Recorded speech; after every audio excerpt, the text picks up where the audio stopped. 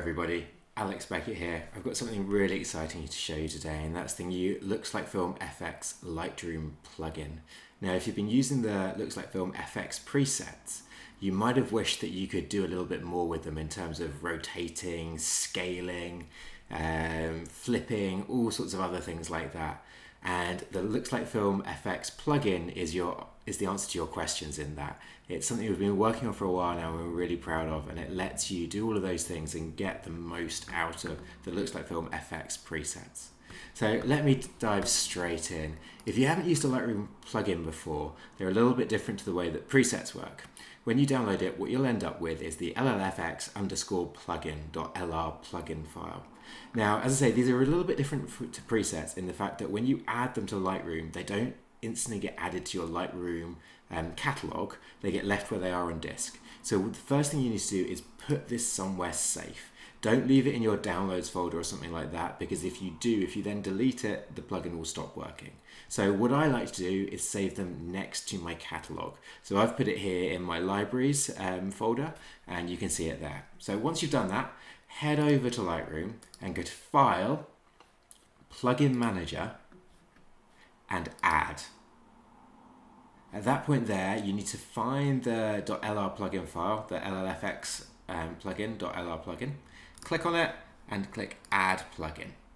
When you do that, what you'll see is it comes on along the left-hand side here as the LLFx helper, and it will say installed and running, and behind you'll find this little box has popped up. So once you've done that, hit done, and you'll come to the little first launch box here, which asks for your email address. So this is the email address you use to purchase your LLFx preset. So let me put mine in here, and then just hit submit, and that'll go and register itself nicely. So how do we get to the plugin? Well, you get to it from the File menu, and you go to File, Plugin Extras, and LLFx Helper. You'll also see an update here, so if you want to force it to update, you can do that.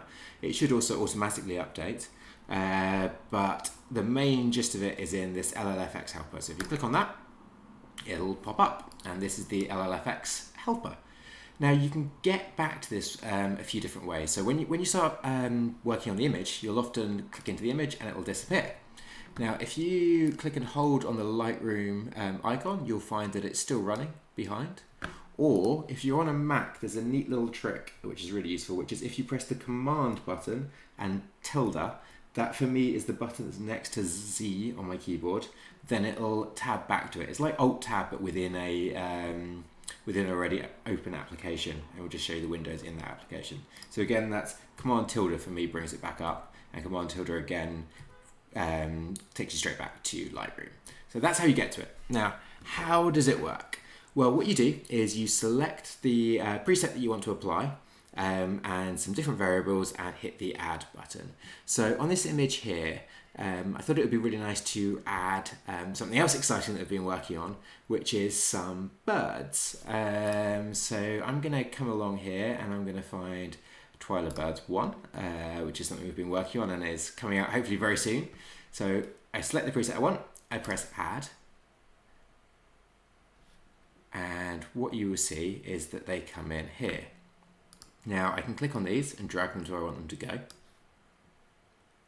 Now one thing you'll notice is that since this is a portrait image, they've come in slightly the wrong way around. So you can see here that they're upside down. So the first thing I want to do is go back to the plugin and rotate them 90 degrees, because that will bring them where they want to be. So what I do is I hit 90 and I press the Update button.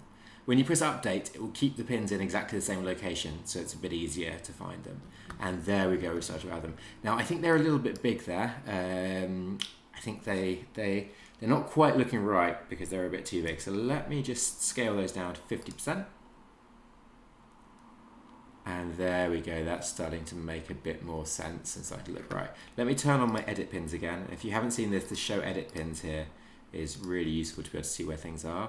So then I can drag this around, maybe around to there a little bit, this one around to here. I think that's looking really good. Really, really nice actually. Okay, perfect. Let's move on. Let me show you another image.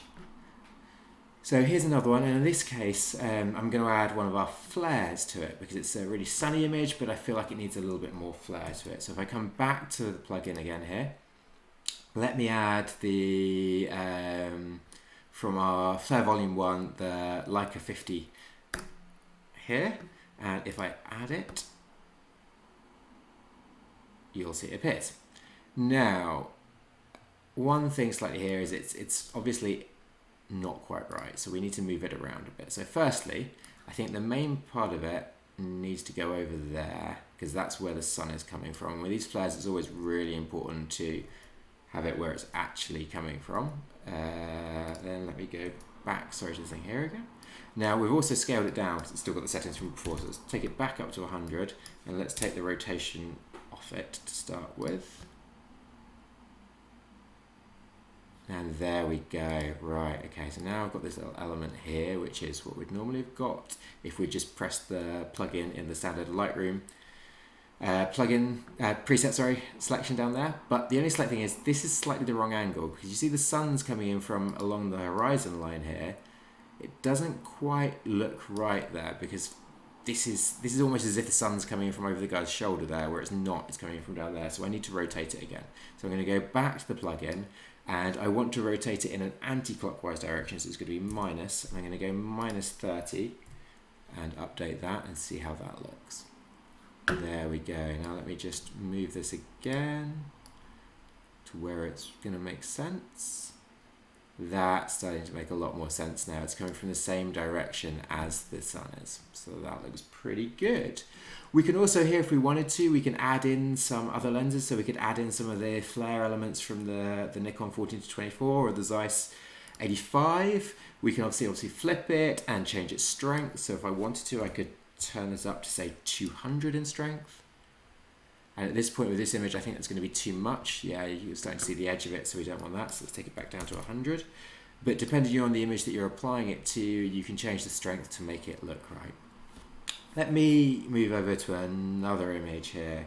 So let's take this one. And this is one I took a summertime last year out in Bath. And this is a great photo, but I feel like it's missing something. It's missing something down here.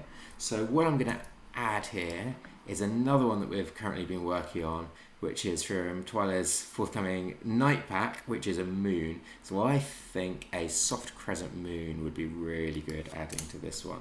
So let me add that in.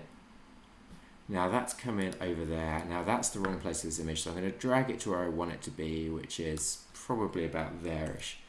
Now, I think that firstly this is the wrong way around for the image, so I'm going to flip it and see what that does. Yeah, it's looking good. I think it needs to be smaller. I think it looks fake being that big, so let me add that in. That's starting to look good. I'm now going to rotate it a little bit more. I feel like it probably needs to go another 40 odd degrees. Yeah, that's starting to look how I want it. Let me turn the edit pin off quickly, just as you can see what it's looking like without the edit pin. That's looking good. I'm just going to move it around a little bit more. Let's move it up there. And then, you know what, I'm going to combine this with some stars. Let's add in some stars. I'm not going to add a huge amount of stars because it's twilight time, so I'm going to add minimal stars, 100% scale, no rotation. I don't need flipping, so I'll add, so I'm adding a preset here. And there we go, so to get a few stars coming in just along the top, which I think again just boosts it a little bit. And if we're going to go really crazy, we could even add some more birds. So let me find some birds here. And I'm going to add those as well, just to really combine everything together and show you what you can do. Let me drag these around a little bit. So there we go. Here, one here. Now I think that they're probably a bit too big, so I'm just going to reduce those down to 75% size. Press the update button, and now we'll reduce those birds down. Let me just turn off the show edit pins as you can see it. Yeah, that's looking good. I think there's a few too many though, so let me just go in and delete some of those. So I can take these ones here out. And this one here out. Let's turn the edit pins off again. Yeah, I think that's looking really good there. Really, really good. Let me show you the before and after. There we go. So that's before. That's after. I've probably gone a little bit over the top. We could have just done with the moon and the stars or just the birds, but it's really great to show you what can be done with this new plugin. So anyway, that's it. That's the Looks Like Film FX plugin. If you've got any questions on how it works or anything else you want to know, please do hit us up and let us know. It's coming out very, very soon, and have fun playing with it. Thanks everybody. Bye.